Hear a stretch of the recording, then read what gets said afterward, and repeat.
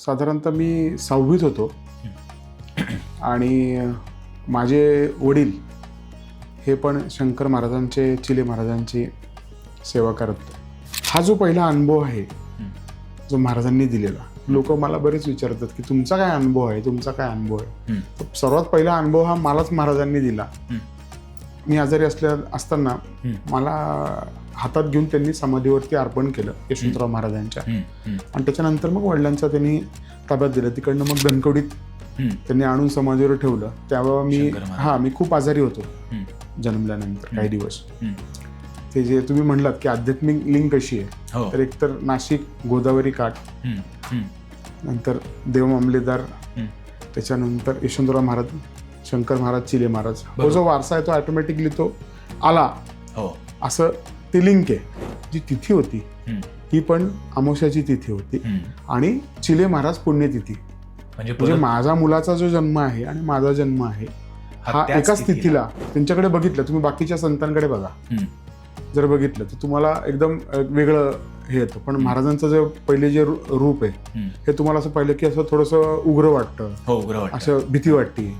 पण जे तसं काही नाहीये. बेसिकली जे आपण महाराजांकडे बघतो एवढे प्रेमळ आहेत महाराज. पहिली गोष्ट, जे समोरचा जो माणूस आहे त्याची जी काही पीडा आहे ही त्या सिगरेट थ्रू महाराज ओढून घ्यायची स्वतःवरती. आणि असं पण एक त्याच्यात हे आहे की महाराज जेव्हा सिगरेट ओढतात तेव्हा ते तिन्ही लोकात जाऊन येतात. म्हणजे महाराजच कदाचित ज्याच्या डोक्यामध्ये प्रश्न असतो अशा व्यक्तीला तुमच्यापर्यंत, म्हणजे ज्याला खरंच गरज आहे, ज्याला खरंच गरज आहे त्या गोष्टीची, त्या लोकांना बरोबर पोहोचवतात. महाराजांनी सांगितलं की ती जी स्पेसिफिक वेळ आणि दिवस हा त्यांनी गुरुवार सांगितला, आणि तो संध्याकाळच्या वेळेस, म्हणजे बेसिकली सकाळी लोकांना वेळच नसतो, संध्याकाळच्या वेळेस तो 3:30 नंतर 6:30 नंतर लोकांचे प्रश्न सोडवायला चालू करा असं महाराजांनी आदेश दिला. त्यांच्या आदेशानुसार ही साधारणतः आता 6 वर्ष झालीत लोकांचे प्रश्न महाराजांच्या माध्यमातून सोडवले जातात. बघा, मला तुम्हाला क्लिअर करायचं आहे याच्यात की मी कुठलाही महाराज नाही. मी एक सेवक आहे महाराजांचा. आणि वेगवेगळे असतात, एकत्र असतात, हे खूप कॉन्ट्रोवर्शियल गोष्टी आहेत. असे स्वामी समर्थ महाराज आहेत, ह्यांनी टोटल 300 सिद्ध निर्माण केलेले आहेत. 300 साधू संत. तुम्ही साईबाबा म्हणताय, गजानन महाराज म्हणताय, चिले महाराज म्हणताय, ताजुद्दीन बाबा म्हणताय, अशा सगळ्या गोष्टी त्यांनी निर्माण केलेल्या आहेत. मी फक्त तिथं सेवा करायसाठी बसतो.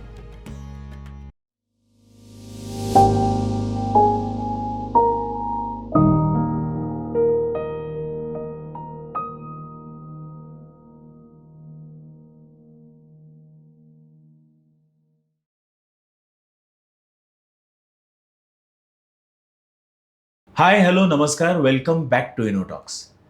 दत्त संप्रदाय म्हणलं की स्वामी समर्थ, गजानन महाराज, साईबाबा, शंकर महाराज, चिले महाराज, टेंबे स्वामी अशा अनेक अवलियांचं नाव घेतल्याशिवाय कदाचित हा संप्रदाय पूर्णच होत नाही. आणि या सगळ्या अवलियांची नावं घेतली की येतात त्यांनी घडवलेले चमत्कार, किंवा त्यांच्या गुरुलीला आपण त्यांना म्हणूयात, किंवा भक्तगण जे वाचतात म्हणजे त्यांच्या पोथ्या. पुण्यामध्ये धनकवडीला असेच एक अवलिया होऊन गेले. धनकवडीचं शक्तिपीठ असं म्हणायला देखील हरकत नाही. धनकवडीच्या या शक्तिपीठामध्ये शंकर महाराजांचं एक समाधी मठ आहे. शंकर महाराज यांच्या समाधीला जरी अनेक वर्ष झाली असतील तरी सुद्धा त्यांचे भक्तगण आजही म्हणतात की शंकर महाराजांनी त्यांना भेट दिली आहे, किंवा शंकर महाराजांनी त्यांना काही ना काहीतरी संकेत दिले आहेत त्यांच्या आयुष्यात घडणाऱ्या अनेक प्रॉब्लेम्सना, असं आपण म्हणूयात. पण शंकर महाराजांची समाधी होऊन इतकी वर्ष झाली तरी सुद्धा शंकर महाराज भेट कशी देतात? म्हणजे कुणाला ते गिरनार पर्वतावर भेटतात, किंवा कुणाला सहज स्वप्नामध्ये येऊन दृष्टांत देतात, किंवा कुणाच्या आयुष्यामध्ये खरंच संकट आलं असेल तर त्यावेळी सुद्धा देखील ते येऊन काहीतरी संकेत देतात. आज इनोटॉक्सच्या स्टुडिओमध्ये ॲडव्होकेट चैतन्य दीक्षित आपल्यासोबत आहेत. ॲडव्होकेट चैतन्य दीक्षित हे जरी हायकोर्टामध्ये वकिली करत असतील तरी त्यांच्यासोबत एक अतिशय मोठी आणि अमूल्यवान अशी एक गिफ्ट त्यांच्याकडे आहे. योगीराज शंकर महाराज हे स्वतः येऊन चैतन्य दीक्षितजींशी बोलतात आणि त्यांच्यासमोर बसलेल्या प्रत्येक भक्ताच्या मनात असलेला प्रश्न ओळखून ते त्यांच्या समस्यांचं निदान देखील करू शकतात. आज चैतन्य दीक्षितजींशी आपण शंकर महाराज हे कोण, शंकर महाराज त्यांच्याशी कधीपासनं बोलायला लागले, शंकर महाराजांनी त्यांना दिलेला आदेश म्हणजे नेमकं काय, आणि समजा तुमच्याही मनामध्ये काही संकटं असतील किंवा प्रश्न असतील आणि त्याची तुम्हाला उत्तर पाहिजे असतील तर चैतन्य दीक्षित आपल्याला मदत करू शकतील का, अशा अनेक प्रश्नांबद्दल आपण या पॉडकास्टमध्ये आज चर्चा करणार आहोत. चैतन्य दीक्षितजी, वेलकम टू इनोटॉक्स. नमस्कार. जय शंकर. शंकर महाराजांबरोबरचा तुमचा हा सहवास आणि शंकर महाराज तुमच्याशी बोलायला लागल्यापासून कदाचित अनेक वर्ष लोटली असतील. हो. आणि तुमच्यापाशी अनुभवांचा मोठा संचय सुद्धा असेल. पण या सगळ्याची सुरुवात कशी झाली? साधारणतः मी 6वीत होतो आणि माझे वडील हे पण शंकर महाराजांचे, चिले महाराजांची सेवा करत होते. आणि मी 6वीत असताना, म्हणजे मी लहानपणीपासूनच शंकर महाराजांच्या मठात वडिलांबरोबर जायचो. 6वीत असताना मी वडिलांबरोबर गेलो होतो आणि त्या ठिकाणी दर्शन वगैरे झालं समाधीचं. डोकं टेकवल्यानंतर वडील बाहेर गेले, मी थांबलो होतो. तर मला महाराजांनी त्या ठिकाणी सांगितलं की तुझ्या वडिलांना हार्ट अटॅक येणार आहे. म्हणजे इनर वॉइस माझा जागृत झाला आणि इमिजिएटली त्यांनी सांगितलं. आणि पुढच्या आठवड्यातच, म्हणजे नेक्स्ट वीकमध्येच लगेच त्यांना हार्ट अटॅक आला आहे. तेव्हा मी खूप लहान होतो. 6वी म्हणजे साधारणतः 10-11-12 वर्षाचा साधारणतः मी असेल. तेव्हा ही गोष्ट मला फर्स्ट टाईम त्यावेळेस रिअलाईज झाली. ह्याचा अनुभव मला कधी आला, मी जेव्हा 9वीत होतो तेव्हा वडिलांना हार्टचा त्रास होताच. आणि ह्यामध्ये काय झालं की 9वीत असताना सुद्धा मठात जेव्हा गेलो होतो मी, तेव्हा साधारणतः जुलै होता. आणि त्यावेळेस मला महाराजांनी दर्शन घेतल्यानंतर एकदम सांगितलं, चेहरा त्यांच्या डोळ्यातनं पाणी येत होतं आणि मला एकदम सांगितलं, मूर्तीच्या डोळ्यातनं पाणी येत होतं.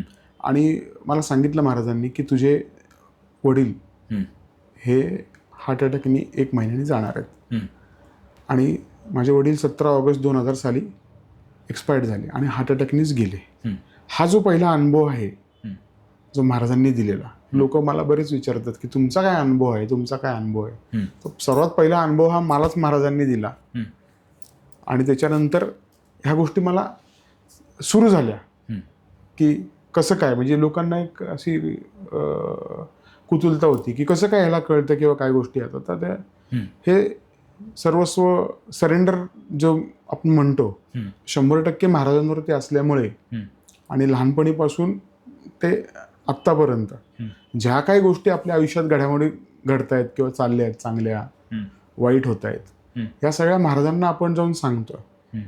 सरेंडर झाल्यामुळे ह्या गोष्टी ऑटोमॅटिकली तिची प्रश्नांची उत्तरं येत होते. आता स्वतःची प्रश्नांची उत्तरं संपली की लोकांची चालू होतात. आणि ज्यावेळेस आपण लोकांना भेटायला लागलो की कोणाचं लग्न होत नाही आहे, ठरत नाही आहे, किंवा अशा काही गोष्टी होत्या की सद्गुरू शंकर महाराज ह्यांचा त्या घराशी, एखाद्या कुटुंबाशी संबंध होता. म्हणजे त्यांचे वडील असतील किंवा आजोबा असतील, ते त्यांना भेटलेले आहेत आणि काही गोष्टी त्यांच्या राहिल्या आहेत, त्याच्यामुळे पुढे लग्नही होत नव्हते. मग महाराजांनी सांगितलं, अरे बाबा मी ह्यांच्यावर फिरलोय, ह्यांना गाणगापूरला पहिले जाऊन संगमावरती ह्या गोष्टी करायला सांग. आणि मग त्या लोकांनी त्या केल्यानंतर त्यांच्या घरात ते चांगली कार्य आपोआप व्हायला लागले. मग असे महाराज इंडिकेशन सगळ्या गोष्टीतनं द्यायला लागले. पण मला असा एक प्रश्न पडतोय की 6वीमध्ये असताना शंकर महाराज पहिल्यांदी तुमच्याशी येऊन त्यांनी संवाद केला आणि काही गोष्टी सांगितल्या. 6वीच्या आधी किंवा तुमच्या घरी समजा वातावरण, म्हणजे आध्यात्मिक वातावरण होतं का, किंवा तुमचे आईवडील गुरूंचं करायचे का, तुमचे आईवडील शंकर महाराजांचं किंवा दत्त संप्रदायांमध्ये जे अवलिया आहेत त्यांचं करायचे का, त्याबद्दल सांगा ना. आता त्यामध्ये आता खरं सांगायचं झालं तर माझ्या आई वडिलांचं लग्न जे आहे, म्हणजे माझ्या वडिलांचं लग्न हे चिले महाराजांनी ठरवलं. आमचं होत नव्हतं वडिलांचं लग्न. आणि चिले महाराज पुण्यात असायचे. चिले महाराज बरं का, त्यांचं एक असं हे आहे की आज आपण म्हणलं महाराज इथं आहेत, भेटायला जायचं, म्हणजे कळलं त्यावेळेस तर फोन वगैरे पण नसायचे, म्हणजे मिड 80s मधले मी सांगतोय. तर कळल्यानंतर तिथं पोचेसपर्यंत महाराज तिकडनं जायचे. अशा गोष्टी आहेत, असे चमत्कार आहेत चिले महाराजांचे पण. आणि आमच्या आईवडिलांचं लग्न ठरवायचं जे आहे काम, ते चिले महाराज आणि आमच्या आई आमची जी सेवा करायची ना, ती स्वामी समर्थांची. आणि नाशिकला कुलकर्णी गुरुजी म्हणून मास्तर म्हणायचे त्यांना, त्यांच्या अंगात पण शंकर महाराजांचा संचारच असायचा. ते आता नाहीत, वारले ते. तर ह्यांचं लग्न ह्यांनी ठरवलं. आणि त्याच्यानंतर मग माझा पण कोइन्सिडन्स असा आहे, माझा जो जन्म आहे हा गोदावरी काठचाच आहे, नाशिकचा. गोदावरी काठचा म्हणजे नाशिकला गोदावरी नदी आहे, बरोबर, त्याच्या बरोबर काठचा माझा जन्म आहे. महाराजांचं जे जन्मस्थान आहे ते पण अंतापूरचं आहे, नाशिक जिल्ह्यातलंच अंतापूरचं आहे. हे कोइन्सिडन्स आहे. पण असं नाही की याच्यामुळे काय झालं, एक गोष्ट की जो आध्यात्मिक वारसा आहे तिकडं यशवंतराव महाराज देव मामलेदार म्हणून आहेत, त्यांची तिथं समाधी आहे. तर मी जन्मल्यानंतर खूप आजारी होतो. आणि माझा जो जन्म झाला तो आमच्या मावशीच्या घरी झाला. त्यांचे जे मिस्टर आहेत ते आता वारलेत, सुधाकर राव म्हणून. तर त्या ठिकाणी त्यांनी मी आजारी असताना मला हातात घेऊन त्यांनी समाधीवरती अर्पण केलं यशवंतराव महाराजांच्या. आणि त्याच्यानंतर मग वडिलांच्या त्यांनी ताब्यात दिलं. तिकडनं मग धनकवडीत त्यांनी आणून समाधीवर ठेवलं. त्यावेळेला मी खूप आजारी होतो जन्मल्यानंतर काही दिवस. त्याच्यानंतर ते आपोआप सुधारणा झाली. आता माझं असं हे आहे, ते जे तुम्ही म्हणलात की आध्यात्मिक लिंक कशी आहे, तर एकतर नाशिक गोदावरी काठ, नंतर देव मामलेदार, त्याच्यानंतर यशवंतराव महाराज, शंकर महाराज, चिले महाराज. हो, जो वारसा आहे तो ऑटोमॅटिकली तो आला, असं ते लिंक आहे. कारण त्या गोष्टींची ना की गुरुपरंपरा किंवा गुरुतत्व हे जे आपण म्हणलं, तर या सगळ्या महाराजांना सगळ्या अवलिया आणि या सगळ्या गुरूंना जोडणारं गुरुतत्व हे ते एकच असतं ना. त्यामुळे कदाचित ते जन्मापासूनच ते सुरुवात झाली किंवा त्याच्या आधीच, म्हणजे तुमच्या आईवडिलांचं जेव्हा लग्न ठरवलं चिले महाराजांनी तेव्हापासून ते. आणि याच्यात अजून एक इंटरेस्टिंग गोष्ट अशी झाली की माझा जो जन्म आहे हा चिले महाराजांची पुण्यतिथी ज्या दिवशी आहे ती अमावस्या आहे, त्या दिवशीच बरोबर तो जन्म झाला. आणि अजून एक इंटरेस्टिंग म्हणजे महाराज कसं सांगतात की बघा, मी आहे, मी तुझ्याबरोबर कसं आहे. चिले महाराज असतील, शंकर महाराज असतील, स्वामी असतील, हे काही वेगळे नाही आहेत. बरोबर. तर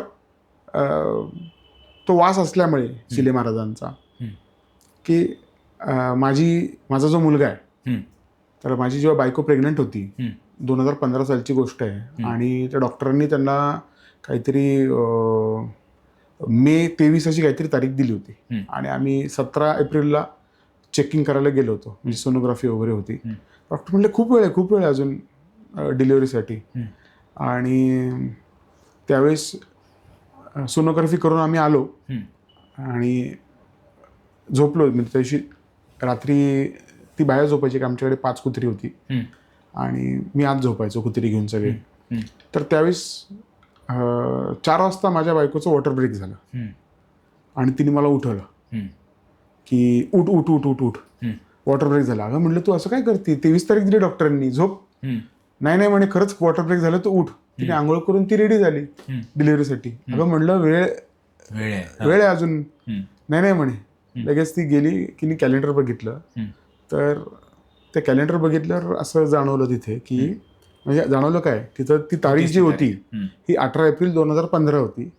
जी तिथी होती ही पण अमावस्याची तिथी होती आणि चिले महाराज पुण्यतिथी. म्हणजे माझा मुलाचा जो जन्म आहे आणि माझा जन्म आहे हा एकाच तिथीला. याचा अर्थ असा होतो की जे चिले महाराज आहेत ते महाराज म्हणतात ना, स्वामींचं वाक्य आहे, मी गया नाही मैं जिंदा हूं. ते प्रत्येक ठिकाणी त्यांचा अंश सोडून जातात. तो हा अंश आहे. तर मला असं वाटतं की हा अंश महाराज सोडून गेले. बरोबर.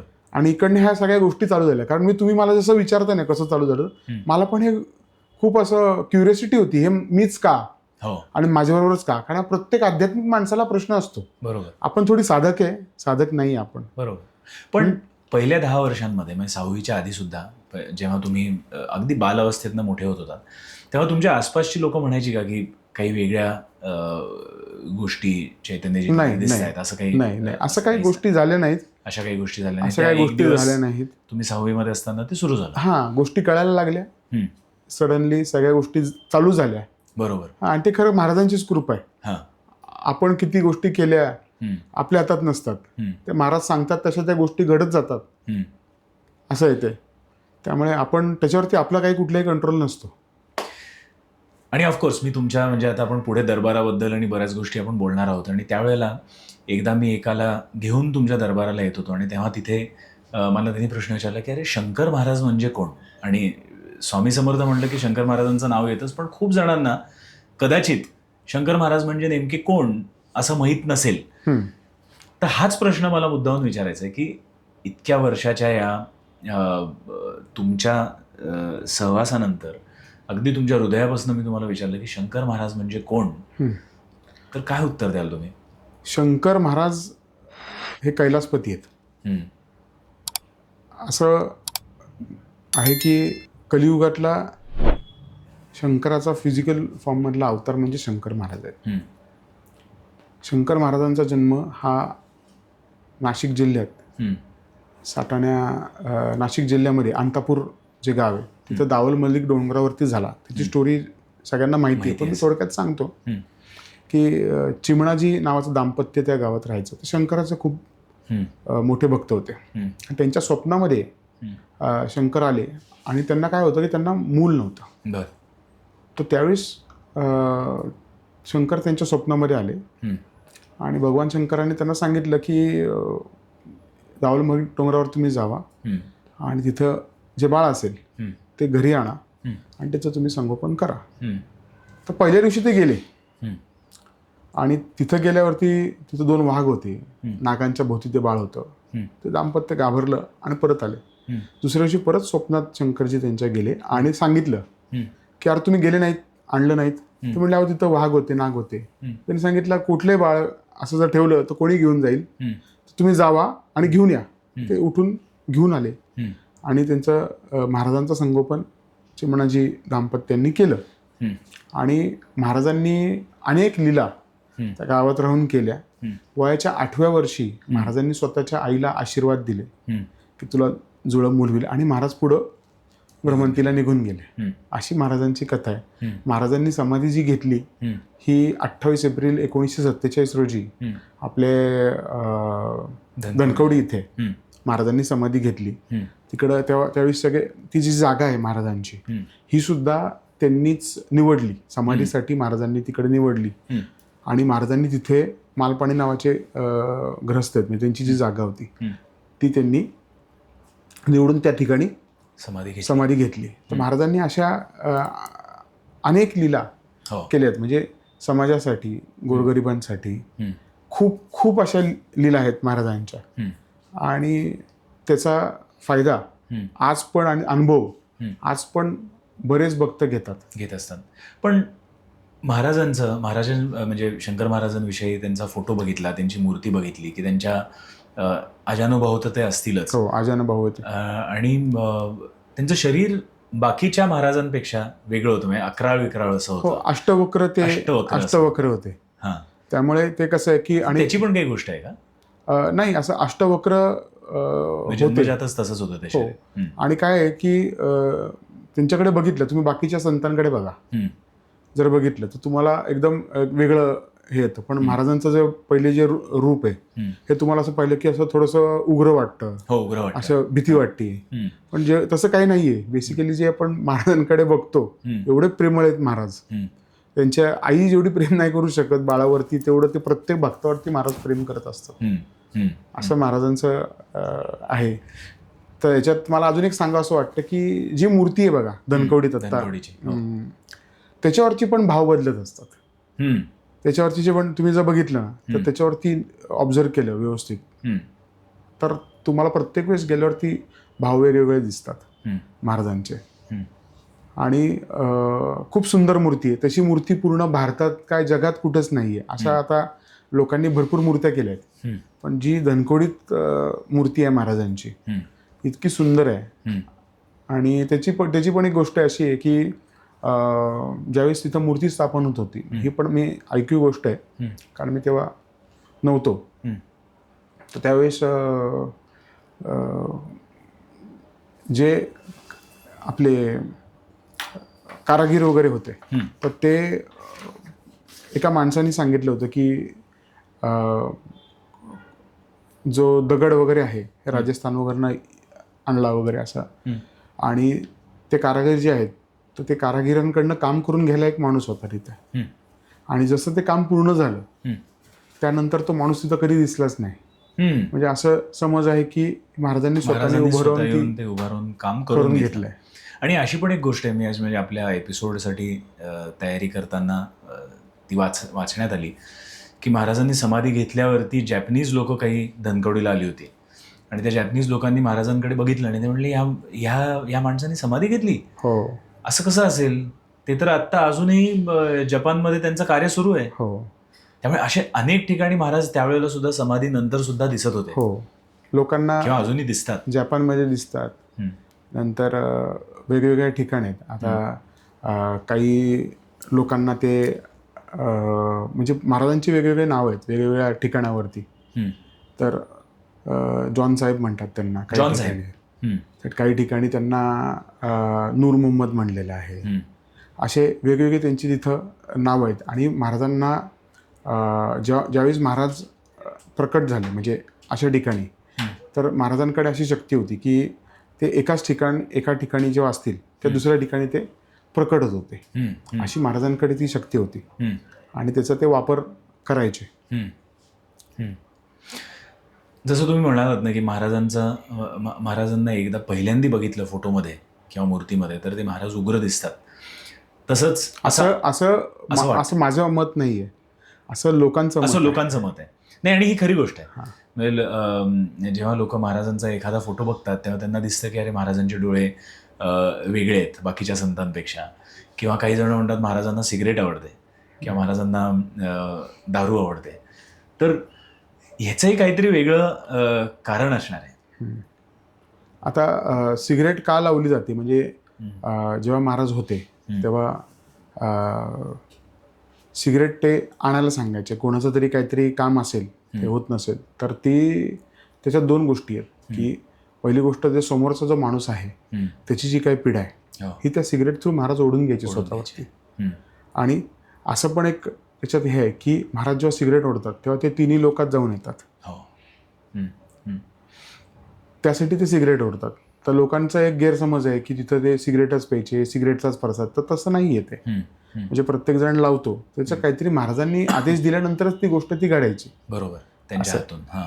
सिगरेटचं असं आहे. आता मठाच्या बाहेर एक स्टँड केलेला आहे, तर लोक आपल्या ज्या काही इच्छा असतील तर त्या ठिकाणी ते दाखवतात. महिलांनी सिगरेट दाखवू नये असं पण बोर्ड आहे महाराजांना, आणि ते दाखवतात सिगरेट आणि त्या ठिकाणी लावतात आणि त्याचा अंगारा जो आहे, जी विभूती आहे ही वापरतात. बरं. महाराज म्हणलं की स्वामी समर्थांचा नाव घेतल्याशिवाय राहत नाही. स्वामी समर्थ आणि शंकर महाराजांमधलं नातं कसं होतं? शंकर महाराज आणि स्वामी समर्थ तुम्ही जर बघितलं तर स्वामी समर्थ यांना महाराज आपले गुरु मानायचे आणि ते मालक म्हणायचे. तर महाराजांचं जे नातं होतं हे गुरु शिष्याचं होतं. आणि ज्या गोष्टी बेसिकली स्वामी समर्थांच्या ज्या काही जी परंपरा आहे स्वामींची, ही शिष्याच्या रूपात येऊन बरोबर म्हणजे शिष्य शंकर महाराज आहेत, तर ज्या स्वामी समर्थांच्या ज्या काही गोष्टी आहेत, जे कार्य आहे ते पुढे नेण्याचं काम शंकर महाराजांनी त्या ठिकाणी केलेलं आहे. कुठेतरी असं वाटतं की शंकर महाराज हे स्वामी समर्थांसारखेच खूप जास्ती वेगवेगळ्या ठिकाणी जास्ती ॲक्टिव्ह आहेत आणि खूप ॲक्टिव्हली सगळ्यांना ते दृष्टांत देतात किंवा सगळ्यांकडे भक्तजनांकडे जातात. खूप साऱ्या गोष्टी, खूप गोष्टी आहेत अशा. 6वी मध्ये तुम्ही असताना जेव्हा तुम्हाला शंकर महाराजांनी येऊन तुमच्या वडिलांबद्दल सांगितलं आणि त्याच्यानंतर हे सुरूच राहिलं, म्हणजे कोणी समोर आलं की त्याच्याबद्दल महाराज सांगायचे किंवा काय तशा गोष्टी घडायच्या. पहिल्यांदा जेव्हा तुम्हाला लक्षात आलं की आपल्याला महाराज आता सगळ्यांबद्दलच किंवा कुठे मी जातोय तिथे आपल्याला महाराजून काहीतरी सांगतायत, तर त्यावेळेला तुमची स्थिती कशी होती आणि ते कसं यायचं? म्हणजे ते दिसायचं का, का आवाज यायचा का संकेत यायचा? म्हणजे ते होतं कसं नेमकं? समोर कोणी व्यक्ती बसला की त्याच्याबद्दल कशा काय गोष्टी महाराज येऊन सांगतात? आता प्रत्येक वेळेस सांगतीलच असं नाही आहे. काही ठिकाणी असं होतं की सडनली ती गोष्ट सांगितली जाते लोकांना की आता एखादा व्यक्ती बसलाय समोर आणि तू गाडी हळू चालव, आज तू गाडी हळू चालव, आणि नंतर दुसऱ्या दिवशी कळतं की त्याचा ॲक्सिडेंट झालेला असतो. सडनली एकदम महाराजून काहीतरी त्याच्यावरती जे काही संकट येणार असतं त्या बाबतीत पहिले त्याला थोडी सूचना देऊन थोड्याशा गोष्टी सांगतात. म्हणजे नुसते संकटाच्या नाही, चांगल्या गोष्टी सांगतात.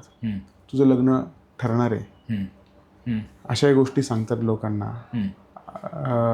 कुठली कुणाला मूल होत नाही आहे असे लोक आली आणि बसली समोर वगैरे, तर त्यांना टेंटेटिव्हली महाराज डेट सांगतात.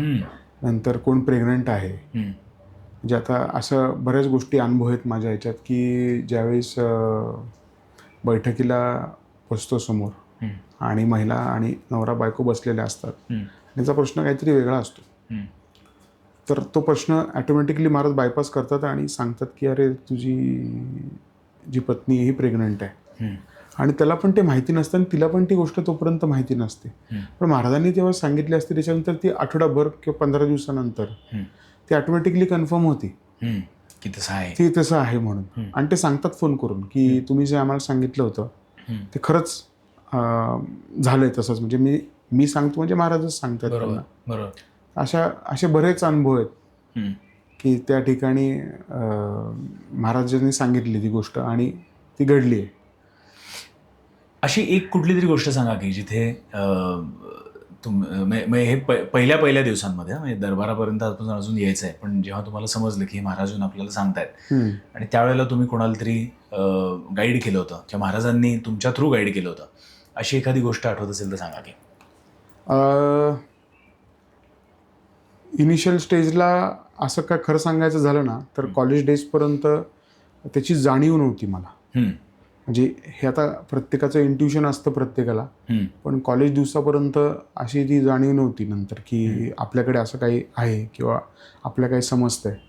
पण जसं जसं लोकांना आपण जास्तीत जास्त भेटत, कारण शाळेत काय असतं लिमिटेड आपला एक भेटायचं लोकांना हे असतो, पण जसं कॉलेज डेजमध्ये जात गेलो किंवा लोकांची नंतर भेटत गेलो त्यावेळेस महाराज येऊन भरपूर लोकांना त्यांनी अशा गोष्टी सांगितल्या की मित्र असतील की मित्रांच्या घरचे जे काही प्रॉब्लेम्स आहेत तर मित्रांच्या घरी त्यांचे काही लग्न झाली होती बहिणींचे, आणि लग्न करतानाच आम्ही सांगितलं होतं की अरे तू करू नको लग्न बहिणीचं, हा प्रॉब्लेम येऊ शकतो. आणि 6 महिनेच ते टिकेल लग्न आणि परत बहिणी घरी येईल. आणि अशा काही गोष्टी त्या घडायला लागल्या इनिशियल स्टेजमध्ये. आणि मग त्याच्यानंतर मग ते लोकांना सांगायला लागलं की अरे ह्यांनी सांगितलं होतं ही गोष्ट आणि ती परत तशीच घडली. बरोबर. मग लोकांना त्याची लोकांना प्रचिती यायला लागली. नोकरीच्या बाबतीत असतील मित्रांच्या, तर आमचा मित्र आहे त्यांचे खूप ठिकाणी इंटरव्ह्यू झाले आणि नोकरी त्याला लागतच नव्हती. त्यांना एक उपाय सांगितला मी करायला, त्यांनी तो केला. छोटा उपाय होता, मंदिरातच जायचं होतं त्यांना आणि तो केला आणि त्याला यू विल नॉट बिलीव्ह की त्याला अब्रॉड नोकरी लागली. म्हणजे खूप इनिशियल स्टेजला ह्या सगळ्या गोष्टी चालत होत्या आणि ह्या गोष्टी कळायला लागल्यानंतर मग लोकांमध्ये पण हे समजायला लागलं की अरे हा सांगतोय की महाराजांची सेवा आहेच आहे, पण काही झालं की आपण ह्याच्याकडे सल्ला घेणं गरजेचं आहे. मग अशा ह्याच्यानी लोक येत गेली, वाढत गेली. पण मग एक प्रश्न असा पडतो मला की शंकर महाराज हे तर सर्वत्र आहेत, बरोबर, पण मग त्यांनी तुम्हाला एक मीडियम म्हणून का चूज केलं? ते डायरेक्ट ज्याच्या मनामध्ये प्रश्न होता त्याच्याच म्हणजे तुमच्या मित्रांबद्दल जसं सांगितलं, डायरेक्ट शंकर महाराजांनी त्या मित्राला जाऊन का नाही सोल्युशन सांगितलं? म्हणजे हा श्रद्धेचा भाग झाला का? काय असेल याच्यामध्ये? आता ह्याच्यात कसं आहे की बेसिकली मी स्वतः जाऊन त्या मित्राला काही सांगितलं नाही. एक्झॅक्टली. त्यांनी मला जो प्रश्न विचारला की मी नोकरी लागण्यासाठी काय केलं पाहिजे, त्यांनी शंकर महाराजांना नाही विचारला, बरोबर, त्यांनी मला विचारला. आणि मी महाराजांना त्याचा जो प्रश्न आहे त्यासाठी काय करायला विचारलं आणि ते ऑटोमॅटिकली बाहेर आलं. ही जी गोष्ट आहे त्यामुळे ती मला समजली आणि मी त्याला सांगितली. बरोबर, असं आहे. म्हणजे त्यावेळेला महाराज येऊन ते सांगतात.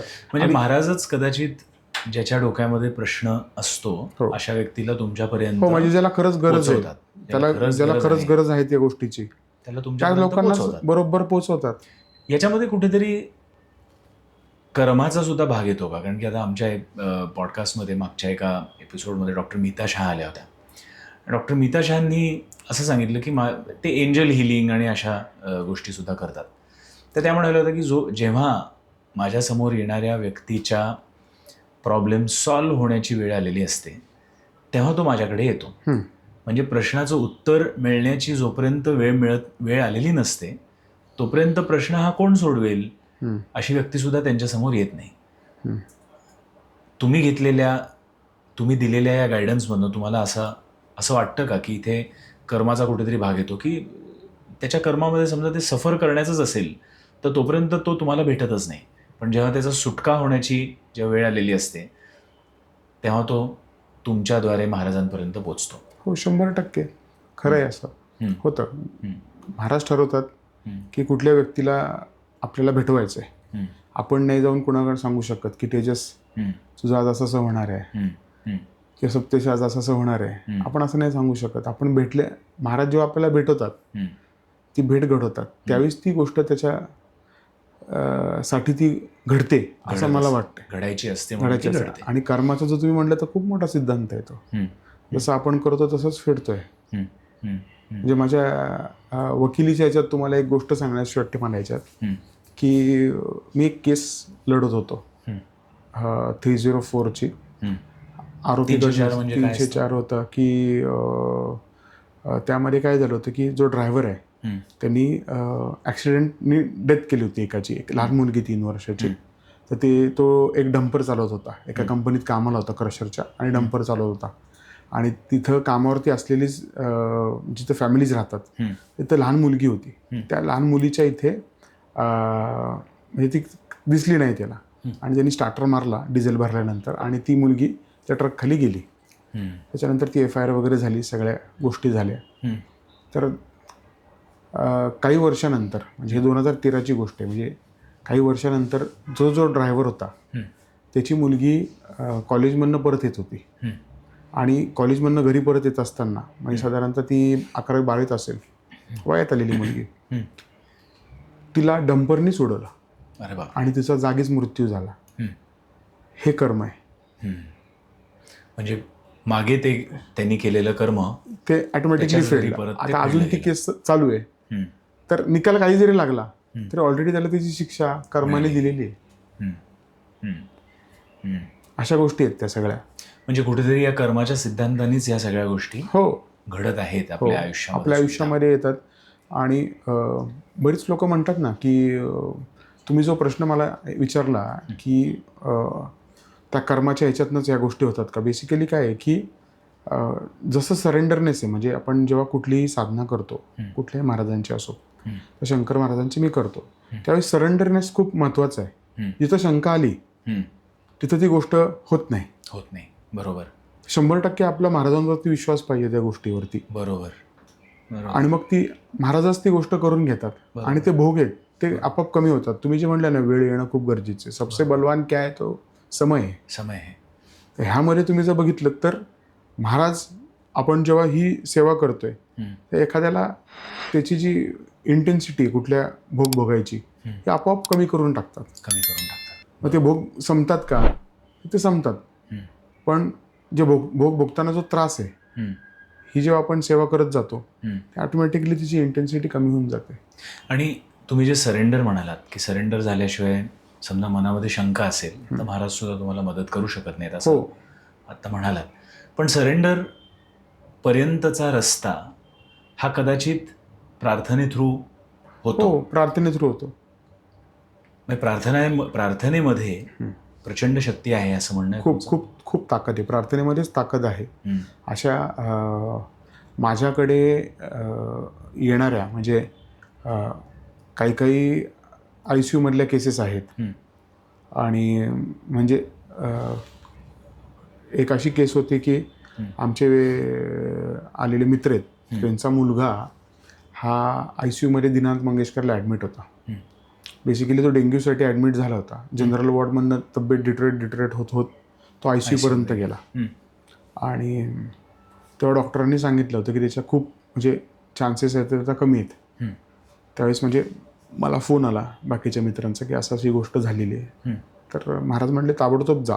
हं, आणि मी त्याला भेटलो ICUत जाऊन. हं, महाराजांचा अंगारा त्याला लावला हं, आणि प्रार्थना केली आम्ही महाराजांकडे की महाराज आम्ही हे सगळं जे आहे, हा एकच मुलगा आहे त्यांना आणि हा वाचला पाहिजे. हा तुमच्या सेवेत म्हणजे पूर्ण ती फॅमिली महाराजांचं सेवाच करते. हं, आणि महाराजांनी ती प्रार्थना ऐकली. दुसऱ्या दिवशीपासून त्या पोरामध्ये खूप चांगल्या प्रमाणात इम्प्रूव्हमेंट झाली आणि तो 2-3 दिवसानंतर ICUतनं बाहेर आला. हं, हं, जो मुलगा एका जीवन आणि मृत्यूच्या उंबरठ्यावरती होता, हं, त्याला महाराजांनी बरोबर बाहेर काढलं. अशाच भरपूर केसेस आहेत. कॅन्सरचे लहान मुलं आली होती माझ्याकडे. एक 10 वर्षाचा होता. हं, त्याला 4th स्टेज ब्लड कॅन्सर झाला होता. हं. तर त्यावेळेस पण असं होतं की तो वाचेल की नाही हे म्हणजे शाश्वती कमीच होती. डॉक्टरांनी बरोबर. सांगितलं त्याची ट्रीटमेंट ताटाला चालू होती. हं, तो आल्यानंतर पण महाराजांकडे प्रार्थना केली. आम्ही त्यांना पहिल्यापासूनच सांगत होतो की तुम्ही शंकर महाराज मठात जाऊन प्रार्थना करा. हो. डोकं टेकवा त्या मुलाचं पण. आणि त्या प्रार्थनेमध्ये इतकी ताकद आहे हं, की तो पोरगा म्हणजे डेफिनेटली वाचेल. तर तो पोरगा गुजरातचा होता. आणि यू विल नॉट बिलीव्ह की तो येऊन गेल्यानंतर त्याच्यामध्ये खूप ट्रिमेंडस इम्प्रूव्हमेंट झाली. हं.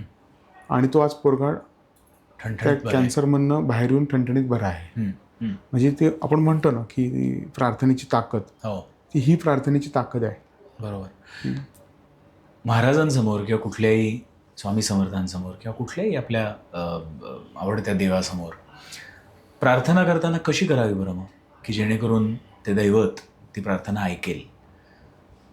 आता काय होतंय की प्रार्थना करणं हं, हा प्रत्येकाचा वेगवेगळे लोक प्रार्थना करत असतात. आपण मठात जातो हं, तर आपण प्रत्येक वेळेस मागतो, हं. सांगत नाही आपण. बरोबर.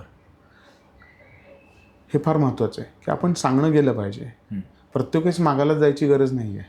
हं, आपण कधी विचारतो का महाराज तुम्ही कसे आहात, बरे आहात का? हे पण विचारलं गेलं पाहिजे ना. प्रत्येक वेळेस तुम्ही जाऊन मागताय, हं, हं. हे नाही, हे व्हायला नाही पाहिजे. म्हणजे त्या महाराजांवर प्रेम केलं पाहिजे. प्रेम पण केलं पाहिजे तेवढंच. असं आहे. हं, कारण एक वाक्य आहे की प्रत्येक माणूस येतो ना, त्याचे रिप्लेसमेंट तयार असतं. जसं प्रत्येक माणसाच्या माणसाची आयुष्याच्या बरोबर. हं, जो येतो आपल्या आयुष्यात त्याचं रिप्लेसमेंट ऑलरेडी तयार असतं. हं, तसं आपण महाराजांकडे जातो, तो विचारायला पण जायला पाहिजे महाराजांना, महाराज तुम्ही कसे आहात, हं, मी आज दिवाळी आहे, सण आहे, मी भेटायला आलोय तुम्हाला. हं, मागणं काही नाही आहे. हं, हं. तसं सुद्धा गेलं. तसंच पाहिजे. आणि मग या प्रार्थनेमधनंच कधी कधी महाराजांचा आवाज ऐकू येतो असं होऊ शकतं. आणि महाराज बोलतात आणि सांगतात. येतात प्रत्येकामध्ये ती ताकद आहे. हं, प्रत्येकामध्ये ती ऐकण्याची क्षमता आहे. हं, ही मी तुम्हाला जसं स्टार्टिंगला सांगितलं की माझ्यावरती आई वडिलांचे जे काही आपण मी तर उपकारच म्हणतो हं, ते आहेत, त्याच्यामुळे ही गोष्ट खरं घडत असेल हं. आणि ती खरं घडते. हो. तर त्या अनुषंगाने हे सगळं महाराजांचं कार्य सुरू आहे. बरोबर. तुम्हाला शंकर महाराजांनी ह्या सगळ्या प्रवासामध्ये कधीतरी दरबार घ्यायला सांगितला आणि दर गुरुवारी तुमच्या शिवाजीनगरच्या ऑफिसमध्ये तिथे तो दरबार भरतो. 2 प्रश्न असे होते की तो दरबार घेण्याचा आदेश महाराजांनी तुम्हाला कधी दिला आणि त्या दरबारामध्ये नेमकं काय होत असतं? ह्याची सुरुवात कशी झाली हं, की मी वकील असल्यामुळे हम्म. काय व्हायचं की माझ्या ऑफिसमध्ये लोक काही आध्यात्मिक पण प्रश्न घेऊन यायचे. हम्म. आणि त्यावेळेस काय व्हायचं की आपण अपॉइंटमेंट देतो तशा जनरल माझे काही वकिलीच्या अपॉइंटमेंट असायच्या तशा द्यायचा. ज्युनियर्स आहेत ते अपॉइंटमेंट द्यायचे. तर प्रॉब्लेम असे व्हायला लागले की एखादी 2 वकिलीची अपॉइंटमेंट झाली, एखादी आध्यात्मिक अपॉइंटमेंट जर असेल तर आपला जो काम करण्याचा जो म्हणजे त्या ठिकाणचं आपलं टेम्परमेंट आहे ते ऑटोमॅटिकली बदलून जातं. त्यामुळे महाराजांनी सांगितलं की ती जी स्पेसिफिक वेळ आणि दिवस हा त्यांनी गुरुवार सांगितला.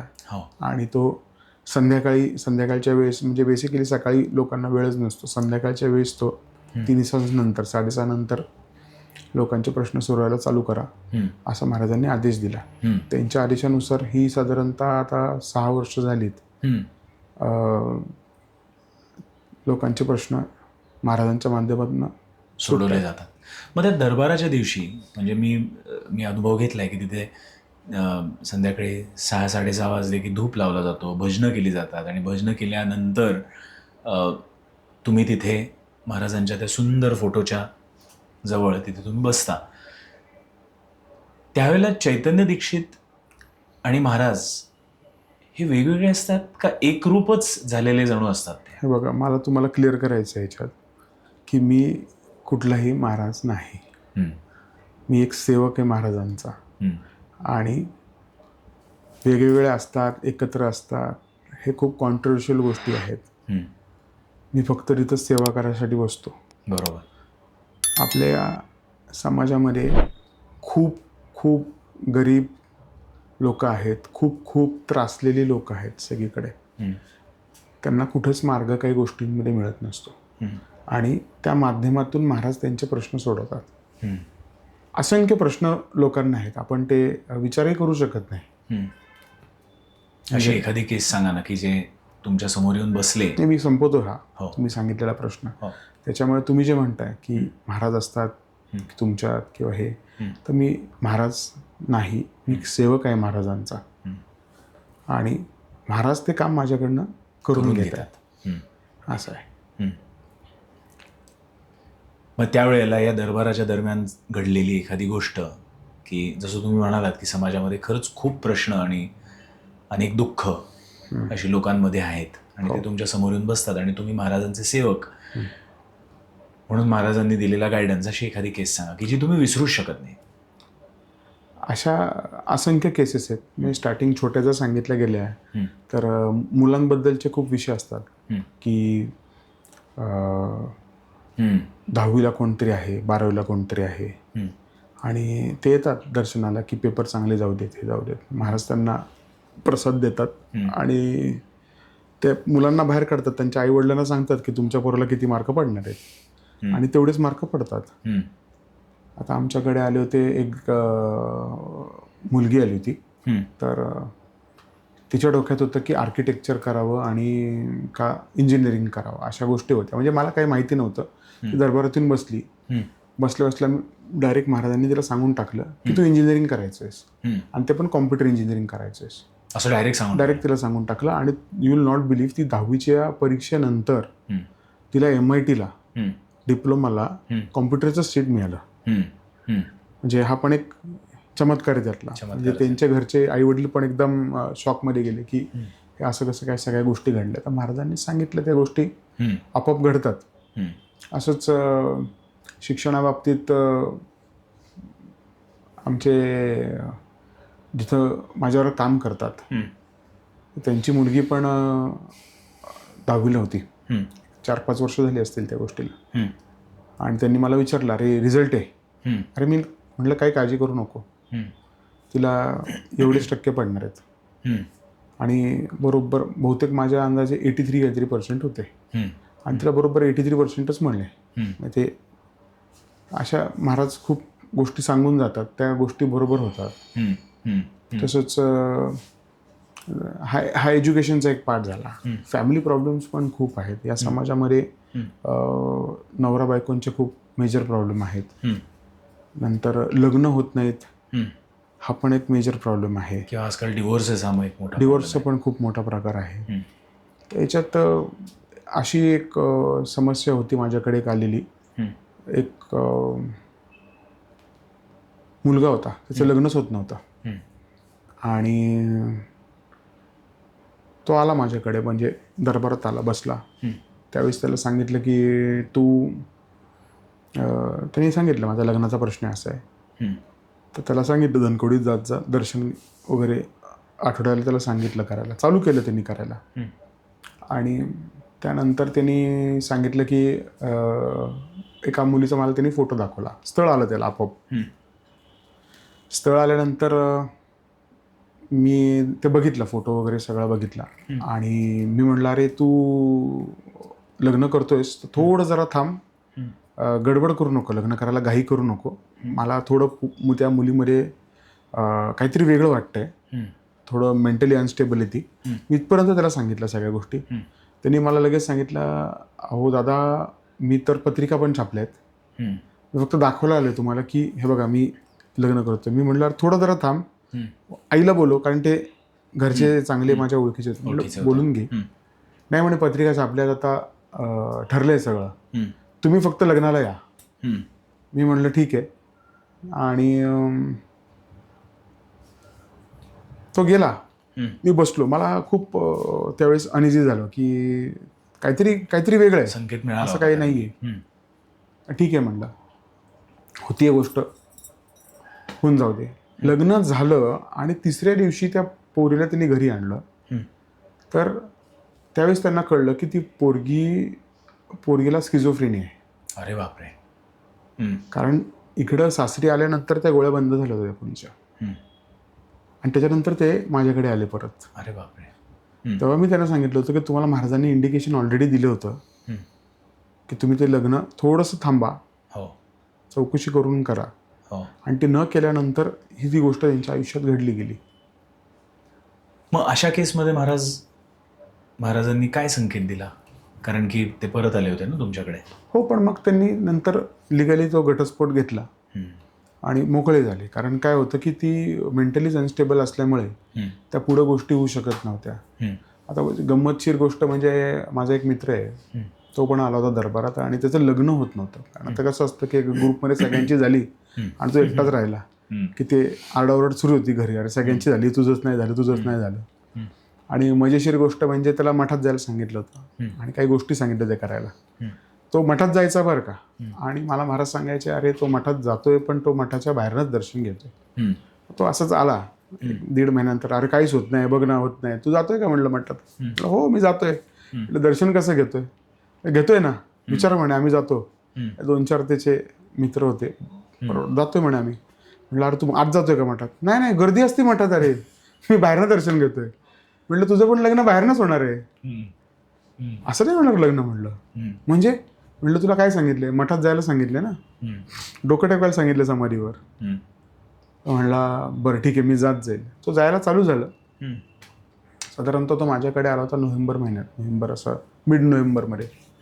आणि त्याला तारीख सांगितली महाराजांनी की तुझं जे लग्न आहे ना हे 30 डिसेंबरपर्यंत ठरणार. आणि त्यानंतर तो रेग्युलरली जायला लागला मठात. आणि महाराजांनी तारीख सांगितली म्हणजे तारीख सांगितली बरोबर. आणि कुठली असणार पोरगी हे पण सांगितलं होतं महाराजांनी. हे पण त्याला मी सांगितलं दरबारामध्येच. आणि तो जायला लागला. म्हणजे महिना झाला, 15 डिसेंबर वगैरे आले. त्यांनी मला फोन केला रात्री असं, अरे काहीच होत नाहीये, तुला विश्वास नाही महाराजांवरती, थांब ना, आज काय तारीख आहे म्हणलं, आणि 15 तारीख आहे, थांब थोडे दिवस म्हणलं. त्याने परत 10 दिवसांनी फोन केला, 25 तारखेला, अरे अजून काही तसं काही स्थळ नाही रे. म्हणलं किती दिवस सांगितलेत तुला? तो म्हणलं 30 डिसेंबर. अजून किती दिवस आहेत? 5 दिवस आहेत, थांब म्हणलं. नंतर 30 तारखेला त्याचा मला संध्याकाळी फोन आला. मला म्हणला चैतन्य माझं लग्न ठरलंय आणि माझा साखरपुडा पुढच्या 8 दिवसात आहे.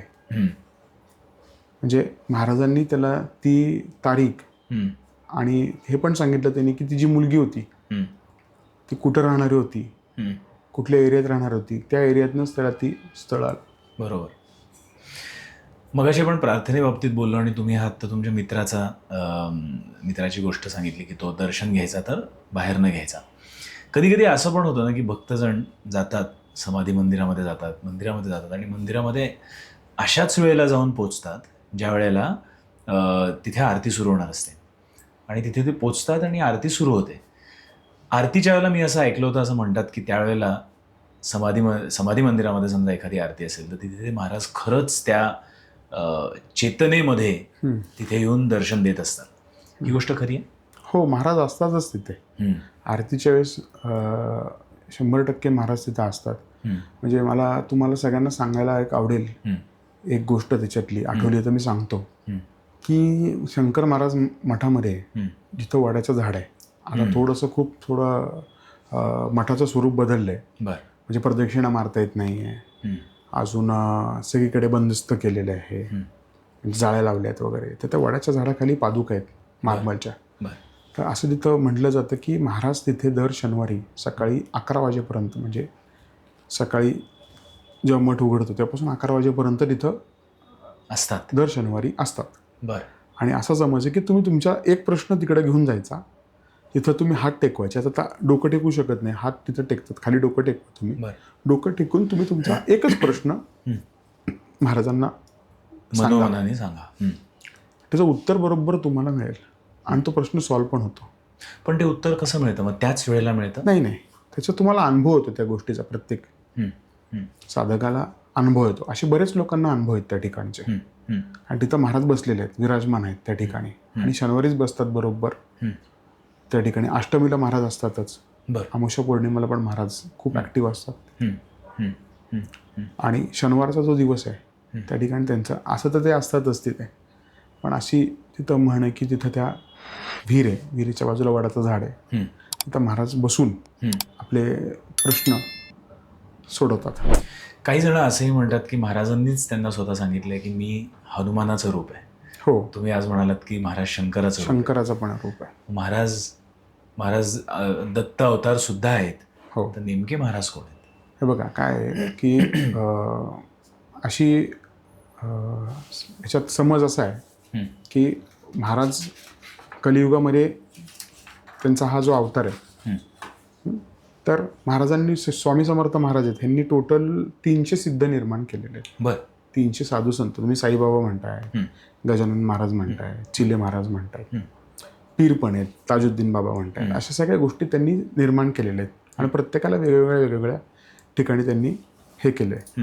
ह्यांचं तुम्ही जर मूळ पाहिलं, काम जे पाहिलं, काय स्वरूपाचं काम स्वामी समर्थ पण करत आहेत किंवा शंकर महाराज पण करत आहेत, सेम जे काम स्वामी समर्थ करत आहेत तेच फॉलोइंग शंकर महाराज पण करत आहेत. अशा ह्याच्यात शंकर महाराज जर म्हणले तर जे आले म्हणजे शंकराची स्वामींनी उपासना केली, म्हणजे पार्वतींची उपासना केली असं आहे. आणि त्यांच्याकडे मागितलं की शंकर महाराजांना, म्हणजे शंकरांना परत पृथ्वीवर पाठवा त्यांचं कलियुगातलं कार्य पूर्ण करण्यासाठी. बरोबर. अशी ती स्टोरी आहे. त्यामध्ये असं आहे की महाराज आले म्हणून ते शंकराचं रूप असं आहे. आणि काही लोकांचा समज आहे की ते मारुती पण आहेत. हो. त्याच्यामुळे तुम्ही जर बघितलं तर ज्या ज्या ठिकाणी शंकर महाराज आहेत त्यांच्याबरोबर समोरच्या ठिकाणी मारुतींचा मारुती तिथं विराजमान आहेत. हो. आणि त्याचं कारण असंही असू शकेल ना की मारुती किंवा हनुमान हे सुद्धा शंकराचंच रूप आहे, शंकराचंच रूप आहे. बरोबर. तुमच्याकडे दरबारामध्ये जेव्हा केव्हा लोक येतील तेव्हा अनेक जणांच्या मनामध्ये बिझनेस बाबतीत किंवा एखादी लँड विकली जात नसते किंवा एखाद्या घराचा काही प्रश्न असतो, वास्तू रिलेटेड प्रश्न असतो. असे प्रश्न घेऊन आलं तरी चालू शकतं? हो, येतात. खूप लोक येतात. काही लोक जमीन घ्यायच्या आधी दाखवतात, म्हणतात चला दादा बघूयात आपण. त्यावेळेला तुम्ही जमीन जातो. फोटोमधनं पण कळतं, पण बेसिकली जागेवर गेलं की तिथं त्या जमिनीची एनर्जी जी आहे ही लगेच कळते. प्रत्येक ठिकाणचा एक एनर्जी लेवल आहे, प्रत्येक माणसाची एक वेगळी एनर्जी आहे. तशीच ती जमिनीची किंवा घराची एनर्जी असते.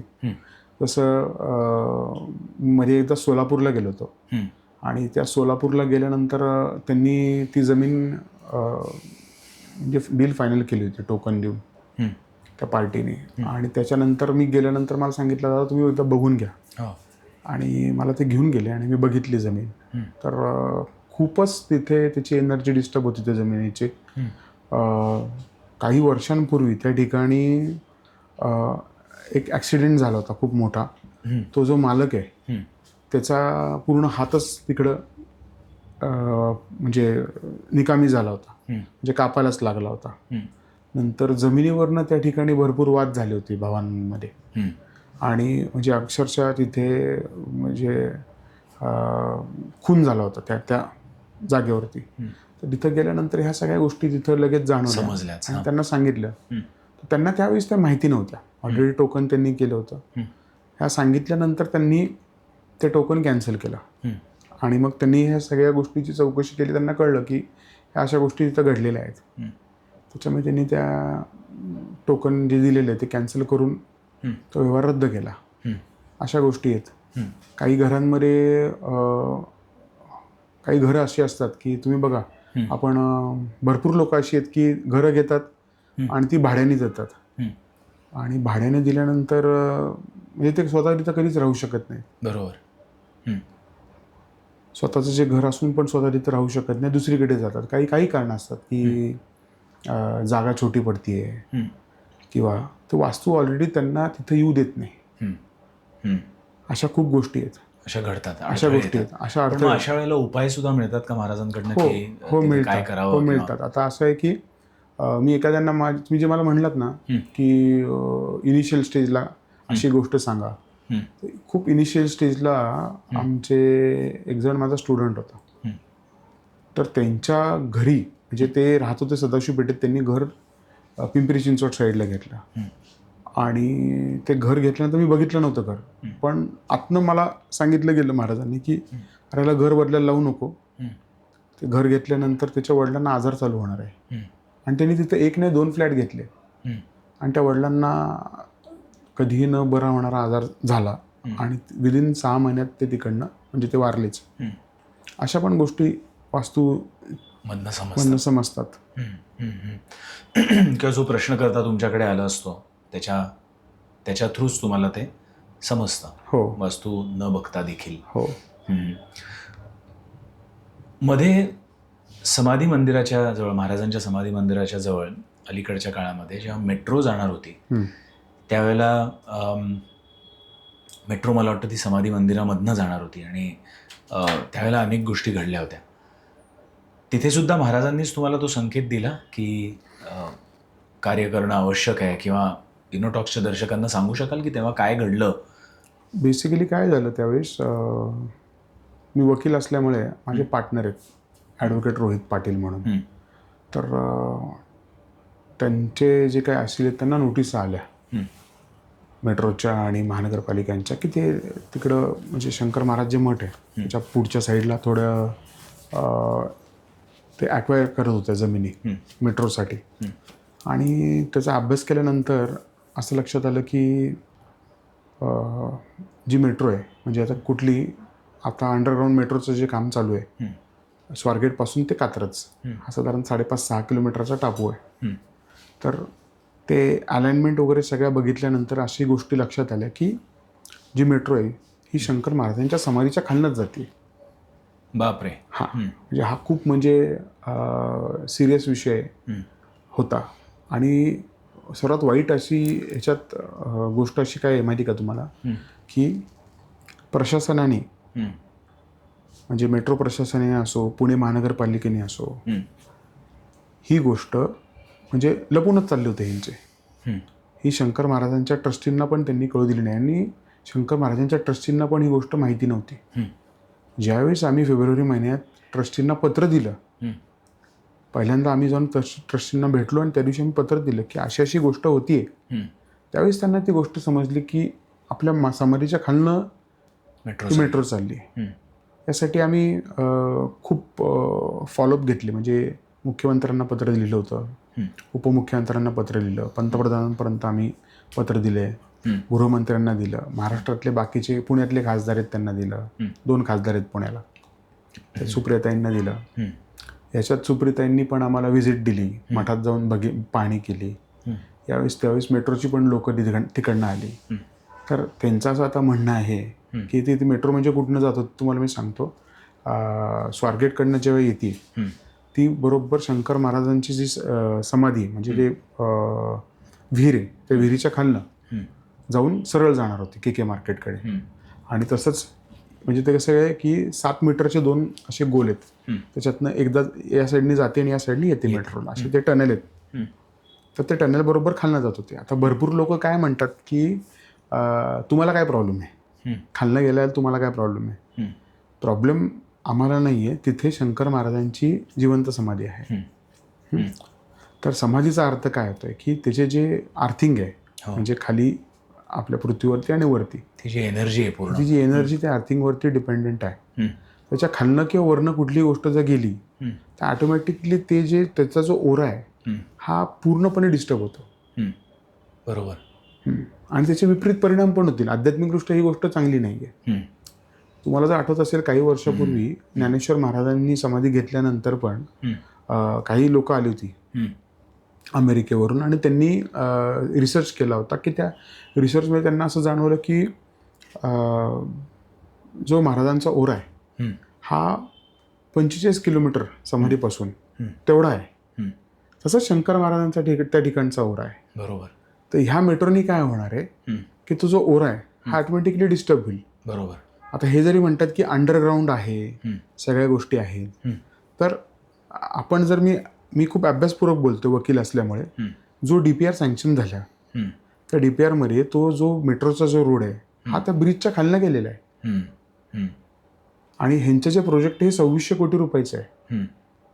आणि तुम्ही जर टेक्निकली बघितलं तर ते जर 3 टायर जर तिथं ब्रिज झाला, मेट्रो रोड आता जसा आपल्या युनिव्हर्सिटी रोडला करतायत, तर त्याचा खर्च जवळपास 1500 कोटीपर्यंत येतोय. तो निम्मा होतोय. मग ह्यांना 8 तास काय की खालनच जायचं आहे. 4 FSI तुम्ही देताय सगळ्या गोष्टींना, तर ह्याच्यात टेक्निकल गोष्टी अशी होतीये तिथे की ज्यावेळेस तिकडनं मेट्रो जाणार आहे म्हणजे खालनं जेव्हा मेट्रो जाणार आहे त्या ठिकाणनं त्यांना तो FSI युटिलाइज पण होणार नाहीये, कारण 40-30 फुटाच्या खाली त्यांचं डिगिंग पण तेवढं शक्य नाहीये. आणि तुम्हाला माहिती आहे की तिथं शंकर महाराज कैलासपती आहेत, तिथं ते विराजमान आहेत. तुम्हाला सगळ्यांना माहिती आहे. म्हणजे जवळपास त्या वास्तूला मोर दॅन 75 वर्ष झालेली. 47 आणि आता जर बघितलं जेवढं आपल्या देशाला झाली, देशाच्या आधी स्वातंत्र्य होण्याच्या आधी महाराजांची समाधी आहे. हे तुम्हाला माहिती असताना तुम्ही ह्या गोष्टींवरती जर कानाडोळा करणार असाल, आणि आपण म्हणतोय की सत्ताधारी कोण आहे ते तुम्हाला पण माहिती आहे. जर आपण म्हणतोय की हिंदूंचं राज्य आहे, सगळ्या गोष्टी आहेत, मग तुम्ही ह्या गोष्टीला कानाडोळा का करता? ह्याचं उत्तर कोणाकडेच नाही आहे. कारण वरनं आलेलं सेंट्रलचं प्रोजेक्ट आहे. एखादा नगरसेवक जर बोलला त्याला पुढचं तिकीट मिळणार नाही असं काही आहे का? एखादा आमदार बोलला तर काही होणार नाही असं आहे का? याच्यावरती पुण्याचे खासदारही बोलत नाहीत. आम्ही हलवले. पण एवढं घाबरण्यासारखं काही नाही आहे, कारण ते कैलासपती आहेत आणि फक्त ते सेंटर आहे. ते हलणं खूप गरजेचं आहे, आध्यात्मिकदृष्ट्या हलणं गरजेचं आहे. आज काय म्हणतायत ते की आम्ही 5 फूट हलवलेलं आहे, हा विषय महाराजांनी थांबवलाय म्हणून आंदोलन थांबलंय. 5 फूट हल्ले म्हणजे कुठपासून हल्ले? समाधीपासून 5 फूट, म्हणजे जी भिंत आहे महाराजांचं दर्शन घेऊन आल्यानंतर तिथं बाहेर जी खिडकी आहे त्या खिडकीच्या इकडं त्यांचा एक टनलचा सर्कल चालू झालेलं आहे आणि दुसरं सर्कल शेजारी चालू झालेलं आहे. ड्रिलिंग चालू झालं आहे. हा, ड्रिलिंग चालू झालेलं आहे. पण ही गंभीरच बाब आहे. आज जर तुमच्या हातात ज्या गोष्टी आहेत, लोक तुम्हाला सांगताय की तुम्ही ते हलवू शकता 5-10 फूट अजून, तर ते तुम्ही हलवणं गरजेचं होतं. ते हललं गेलं नाही. बरोबर, असं आहे. पण मग त्यावेळेला महाराजांनी स्वतः येऊन तुम्हाला संकेत दिला की इथे ह्या प्रश्नासाठी तिथे लढणं गरजेचं आहे. हो, कारण काय होतं की बेसिकली तिथे कुठलाही राजकारणाचा विषय नव्हता किंवा नाही आहे किंबहुना, की आणि माझा पर्सनल काही त्या मठामध्ये लोक बरीच म्हणतात की तुम्हाला ट्रस्टी व्हायचं आहे. म्हणलं मला जे मालक माझे आहेत त्यांचा मी ट्रस्टी कधीच होऊ शकत नाही. त्यामुळं की माझा तिथं फक्त एवढाच इंटरेस्ट होता की महाराजांच्या समाधीच्या खालनं हम्म. मेट्रो जाऊ नाही, बरोबर. तसंच जवळ नाही जाऊ नये. हम्म. तुम्ही तुमच्या घराच्या शेजाऱ्यांना जाते, हम्म. ठीक आहे, तुम्हाला आवाज येणार आहे, सगळ्या गोष्टी होणार आहेत, हम्म. तर ठीक आहे, पण ती समाधी आहे, त्याचं पावित्र्य राखण्यासाठी हम्म. हा माझा म्हणजे हट्टास. महाराजांनी सांगितलं हट्टास म्हणा, तुम्ही काही म्हणा, यासाठी सुप्रियाताईंना पण मी भेटलो, हम्म. अजितदादांना पण तेव्हा पत्र दिलं होतं, मुख्यमंत्र्यांना पण पत्र दिलं होतं. हम्म. ह्याच्याकडनं कुणाकडनं तसा पॉझिटिव्हली रिस्पॉन्स आला नाही. हम्म. ही शोकांतिका आहे. हम्म. एक हिंदू म्हणून, हिंदू सरकार म्हणून हम्म. ही गोष्ट आली नाही. बरोबर. आणि ह्याचे फटके ऑटोमॅटिकली बसणार का, तर चालू झालेत बसायला. हम्म. काही लोकांना बसलेत, मी नावं नाही घेऊ शकत, हम्म. आणि ह्याच्या पुढे बसणार आहेत. आध्यात्मिक गरजांसाठी ती समाधी तिथे असणं गरजेचं आहे असं तुम्ही मगाशी म्हणालात. अध्यात्म सगळ्यांनी का करावा? सगळ्यांनी का करावा, आता किंवा अध्यात्माकडे वळावं कसं, आणि ह्याच्यावरती महाराजांनी तुम्हाला काही संकेत दिलेत का? आता अध्यात्म का करावा याचं जे उत्तर असं आहे की जसं मी तुम्हाला सांगितलं ना की कर्माचा भाग आहे, तो आपण कुठली गोष्ट केली आणि त्या गोष्टीचं प्रत्येक गोष्टीला ॲक्शन आणि रिॲक्शन आहे. आपण ज्या गोष्टी करतोय त्यामध्ये तसं अध्यात्म आपण का करावं, तर तुमच्या कर्मात काही गोष्टी आहेत, तर त्या अध्यात्म केल्यानंतर तुम्हाला एखादी गोष्टीचा तुम्हाला त्रास होणार आहे, तर ही अध्यात्म गोष्ट केल्यानंतर तो त्रास आपोआप बायपास होतो किंवा कमी होतो. यासाठी ती आध्यात्मिक गोष्ट करावी.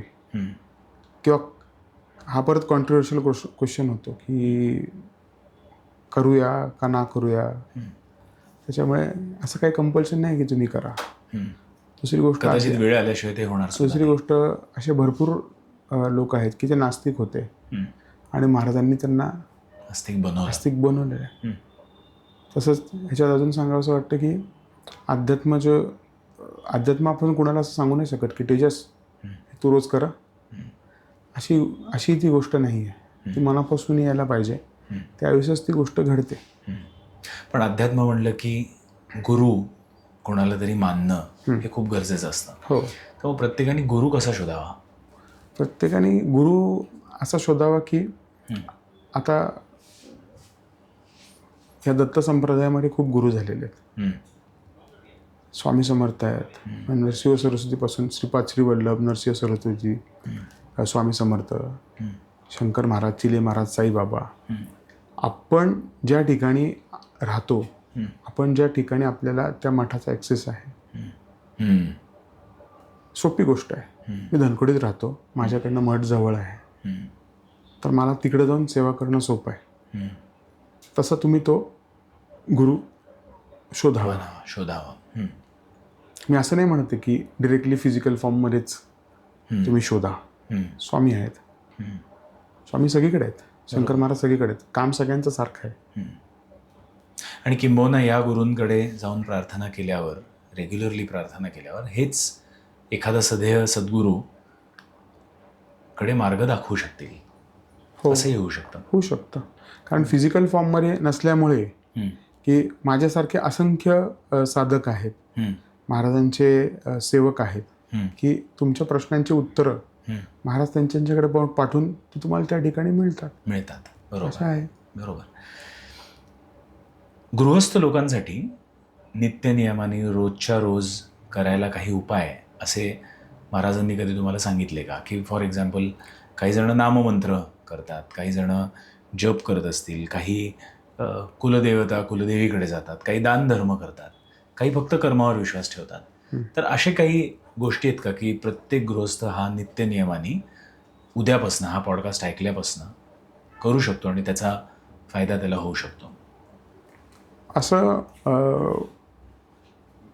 महाराजांनी सांगितले की नामजप जो आहे, आता स्वामींचाच घ्या तुम्ही, श्री स्वामी समर्थ, श्री स्वामी समर्थ, हा खूप पॉवरफुल जप आहे.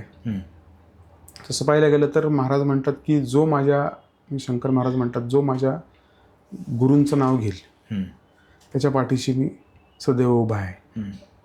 नाम जप करणे, नाम जपामध्ये खूप प्रचंड ताकद आहे. हम्म. आणि त्याचं जे काम आहे हे खूप जोरात होतं. हम्म. याचा अनुभव मी पण भरपूर घेतलेला आहे. हम्म.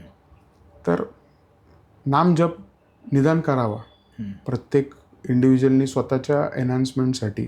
त्या 2 गोष्टी आहेत की एनर्जी स्वतःची वाढवणं. हम्म. आपण जेव्हा काय होतं की स्वतःची एनर्जी जेव्हा वाढते ना, तेव्हा तुमची कामं पण पटापट होतात. हम्म. असं आहे. तर ती स्वतःची एनर्जी एनहान्स करण्यासाठी हम्म. नामजपाचा तुम्हाला 100% उपयोग होतो. हम्म. दुसरी गोष्ट, तुम्ही नामजप केल्यानंतर शांत राहता. हम्म. हा एक अनुभव आहे ह्याच्यातनं. हम्म.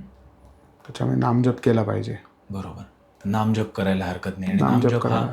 श्री स्वामी समर्थ किंवा शंकर महाराजांबाबतीत हो. करायचं असेल तर श्री स्वामी समर्थांचाच महाराजांनी सांगितलंय. श्री स्वामी जो समर्थ. माझ्या गुरुचं नाव घेईल त्याच्या पाठीमागं मी आहे, हे महाराजांनी सांगितलेलंच आहे. हीच एक सेवा ही प्रत्येकाकडे एक आहे. होऊ शकते. नंतर पारायण तुम्ही करू शकता शंकर गीतेचं. शंकर गीतेचं. शंकर गीतेचं पारायण तुम्ही करू शकता. घरामध्ये बसून तुम्ही करू शकता. हम्म. ते 7 दिवसाचं आहे. म्हणजे असं आहे की आपल्याला ते एका दिवसात पण करू शकतो आपण. 7 दिवसात करू शकतो. 18 अध्याय आहेत त्याचे. त्याच्यानंतर मग 2 दिवसात ते करू शकतो, 3 दिवसात करू शकतो. त्याला काही नियम आहेत? नियम जसे आपण गुरुचरित्राच्या ह्याला करतो तसेच नियम तिथं पाळावेत शक्यतो. कारण काय होतं की त्याचं पावित्र्य राखणं गरजेचं आहे. हो. हो. तेच नियम इकडं पाळावेत. त्याचा पण भरपूर फरक होतो. खूप लोक पण करतात, पण माझं पण असं सांगणं आहे की निदान पारायण म्हणजे गुरुचरित्रासारखं खूप मोठं नाही आहे. 18 अध्याय असल्यामुळे निदान महिन्यातनं एकदा पारायण होणं गरजेचं आहे. हम्म. हम्म. ह्या गोष्टी घरात आध्यात्मिक गोष्टी पण होणं गरजेचं आहे. आपण पण सांगतो की वर्षातनं एकदा 2दा तुम्हाला जसं जमेल तसं तुम्ही जिथं राहता तिथं रुद्राभिषेक, लघुरुद्राभिषेक होणं गरजेचं आहे. व्हायब्रेशन्स बदलून जातात सगळ्या घरातल्या. किंवा नवचंडी याग आहे किंवा सप्तशती यज्ञ आहे.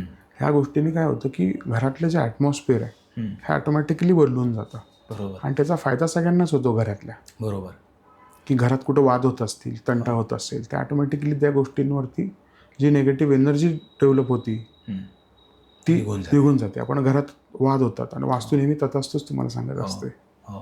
आपण जेव्हा घरात वावरतो, आपण एखादी वाईट गोष्ट बोलतो, बरोबर, तर ती तथास्तच बोलली जाते. त्याच्यामुळे घरात बोलताना चांगलंच बोललं गेलं पाहिजे. बरोबर. अजून एक मी इथं गोष्ट सांगेल की सगळ्यांनीही फॉलो करा. काय होतं, जुन्या काळी वाडे होते बघा. त्या वाड्याच्या इथं पहिले हौद असायचा. एंट्रन्सला गेलं की हौद असायचं. तिथं बादली आणि हे ठेवलं असतं, तांबे ठेवलेला असायचा. आणि काय होतं की आपण जेव्हा घरी एंट्री करतो, आता आपले फ्लॅट सिस्टीम आहेत किंवा काही लोकांकडे बंगले आहेत, तर ही सिस्टीम बंद झाली. तर त्या जुन्या काळात काय व्हायचं, त्या वाड्यांमध्ये बादली ठेवली असायची आणि तिच्या ठिकाणी आपण काय करायचो की पायावरती पाणी घ्यायचो. पायावरती म्हणजे अंगठ्यांवरती पाणी घ्यायचो. अंगठ्यांवर पाणी टाकूनच तुम्ही घरात एंटर व्हायचं. आज तसं होत नाही.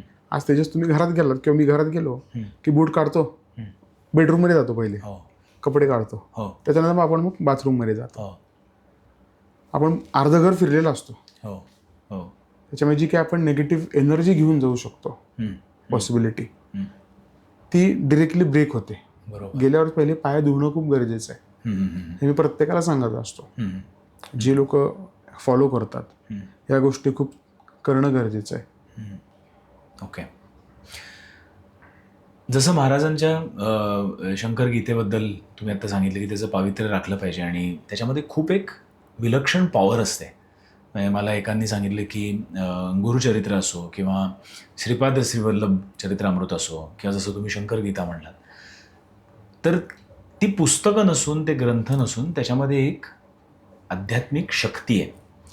तसाच एक कालचा अनुभव जो तुमच्याबरोबर आपण एपिसोडबद्दल बोलताना मला सांगावंसं वाटतो इथे.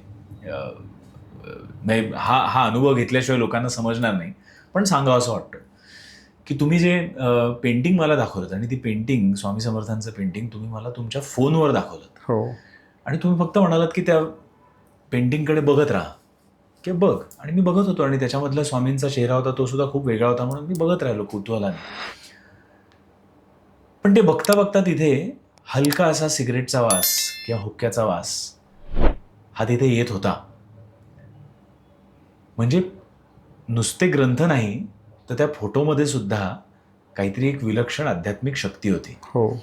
हे असं का का झालं असं हे? त्याचं काय कारण आहे की काही महिन्यांपूर्वी मला महाराजांनी आदेश दिला होता की घरामध्ये तू माझा बैठक असलेला हुक्का असलेला फोटो तू ठेव. हम्म, आणि तो जस्ट आत्ता पूर्ण झाला हम्म, आणि त्याची मी फ्रेम साठी मी तो देणार आहे. हम्म. त्याच्यासाठी मला असं वाटलं की तुम्हाला दाखवावा. आपला काल फ्रेमचा विषय निघाला, हो त्याच्यामुळे म्हणलं तुम्ही हा फोटो बघा कसा आहे. हो. आणि पण तो जागृत आहे. तो हो, आता त्या हुक्काचा विषय महाराजांनी मला सांगितला होता, कारण मी तो पूर्ण अक्कलकोट फिरलो, हम्म, सगळीकडे फिरलो हम्म, आणि तो मला तसा तो मिळत नव्हता. किंवा हुक्का असलेला मग पुण्यात पण मी खूप ठिकाणी गेलो हम्म, आणि हुक्का असलेला महाराजांचा फोटो मिळाला नाही. हम्म. तो दाखवल्याच त्याची प्रचिती आली. प्रचिती आली. महाराजांचा फोटो हा प्रत्येकाने वास्तूमध्ये ठेवावा. शंकर महाराजांचा स्वामींचा फोटो 100% ठेवावा. हम्म, त्याच्याने काय होतं की जे कोण येणार, मी तर म्हणतो एंट्रन्सलाच लावा. असे माझे खूप महाराज ज्यांची घरं झाली, बंगले झालेत. हम्म, हम्म, आता मला म्हणजे मी बोलू शकत नाही पॉडकास्टवरती. हम्म, म्हणजे कसं असतं की काम झालं ना, माणूस जातो निघून. तेजस हम्म, आमच्या ह्याच्यात हम्म. की काम झालं की त्याचं काम झालं की तो येत परत नसतो. संपर्कात येत नाही. कारण ही सेवा आहे, जी मी काय सांगतो ही सेवा आहे. हम्म, मी ह्याचे काही पैसे घेत नाही ना. हम्म, हम्म, ही सेवा आहे, महाराजांची सेवा आहे ही. हम्म. महाराज सांगतात ती गोष्ट होते हम्म. आणि त्या माणसाचं भलं होतं. हम्म, तेवढीच फक्त एक माफक इच्छा असती हम्म, की तिने माझ्या महाराजांना, माझ्या स्वामींना, माझ्या शंकर महाराजांना हम्म, त्यांच्यामुळे जे घर झाले हम्म, तिथं ठामपणे तिथं लावावं हम्म. आणि बरोबर. त्यांची सेवा करावी. हेच फक्त मागणं असतं, दुसरं काही मागणं नसतं ना. हम्म, हम्म, तर काही असे आहेत लोक की त्या ठिकाणी त्यांना आम्ही सांगितलं पण आहे हम्म, की बंगला झाला त्यांचा हम्म, आणि कसं काय वगैरे. आणि त्यांनी फोटो आणला. म्हणलं कुठे फोटो? हम्म, नाही म्हणे आत ठेवलाय ना मी. म्हणलं कुठे ठेवलाय? हम्म. नाही देवघरात. म्हणलं देवघरात नाही, इथं पाहिजे मला महाराजांचा फोटो. एंट्रन्स पाशी. एंट्रन्सचे 2 फायदे झाले तेजस. मी सांगतो की येणारा कुठलाही माणूस कुठल्या हेतून येतो घरामध्ये हो. हे तुम्हाला सांगता येत नाही. कुठला विचार सोडून जाईल किंवा काही होऊन जाईल काय सांगता येत नाही. पण तिथं जे कैलासपती आहेत किंवा स्वामी आहेत तिथं बसले विराजमान झाल्यानंतर हो. ऑटोमॅटिकली त्या माणसाच्या बघण्याचा घराबद्दलचा दृष्टिकोनच बदलून जातो. बदलून जातो. आणि हा मी खूप जणांकडचा अनुभव घेतलेला आहे. हम्म, हम्म. म्हणजे तिथं महाराज आहेत, हो बरोबर. हे जे फिलिंग आहे हम्म, ह्याच्याने खूप लोकांचा फायदा झालेला आहे. हम्म, हम्म, आणि माझं असं म्हणणं आहे की घरात महाराज 100% असावेत. त्यांची सेवा केली गेली पाहिजे. हम्म, प्रत्येकाने ती सेवा केली पाहिजे. हम्म, त्याचा फायदा तुम्हाला 100% होतो. हम्म, आणि फक्त काहीतरी मागण्यासाठीच नाही, हम्म. नुसतं त्यांच्यावरती नितांत त्यांच्यावर प्रेम. प्रेम करण्यासाठी. कारण आई वडील गेल्यानंतर हम्म, तुम्हाला कोण विचारतं सांगा मला खरंच. हम्म, आज खरी परिस्थिती अशी आहे की माझ्याकडे अशी लोक आहेत, हम्म, सांगावंच मला खरं सांगायला नाही पाहिजे, 80 वर्ष 85 वर्षाची लोक येतात हम्म, बैठकीमध्ये, हम्म, विचारतात की माझा मुलगा अब्रॉड आहे, माझी बायको नाही आहे. 80 वर्षाचा माणूस विचारतो मी परत लग्न केलं पाहिजे का? ह्या वयात त्यांनी काय केलं पाहिजे? त्यांनी आध्यात्मिक गोष्टींकडे वळलं पाहिजे. हम्म, म्हणजे एवढी लोक दिशाही झालेली आहेत. हम्म, ही सेवा नसल्यामुळे हे सगळे परिणाम आहेत. आज हम्म, हम्म. सेवा करणं गरजेचं आहे. माणसाने माणसं सारखं राहणं, माणसासारखं ट्रीट करणं गरजेचं आहे एकमेकाला. कुणाला फसवायचं नाही. हम्म. आज खूप चालू आहेत सगळीकडे फसवी. चैतन्यजी, आज तुम्ही इनोटॉक्सच्या पॉडकास्टमध्ये येऊन शंकर महाराजांबद्दल आम्हाला भरपूर काही सांगितलं आणि गप्पा मारल्यात, याबद्दल खूप खूप आभार. पण जाता जाता एक प्रश्न असा येतोय की आज इथे माझ्यासमोर शंकर महाराज बसले असते आणि इनोटॉक्सच्या दर्शकांना त्यांना एखादा संदेश द्यायचा असता तर तो त्यांनी काय दिला असता?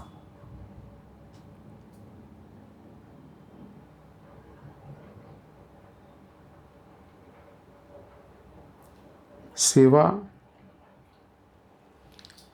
ही सतत घडली गेली पाहिजे. तो मीच असं नाही, तुमच्याकडनं पण. हम्म, आणि सेवेतनंच पुढे जे तुमचं कार्य आहे, प्रत्येकाच्या आयुष्यात कार्य ठरलेलं आहे, हम्म, ते सेवाभावी झालं हम्म. तर त्याचा उपयोग आहे. बरोबर. सेवाभाव खूप महत्वाचा. खूप महत्त्वाचं आहे. तर ते प्रत्येकाकडनं कार्य घडावं हम्म, हीच महाराजांची पण इच्छा आहे. बरोबर.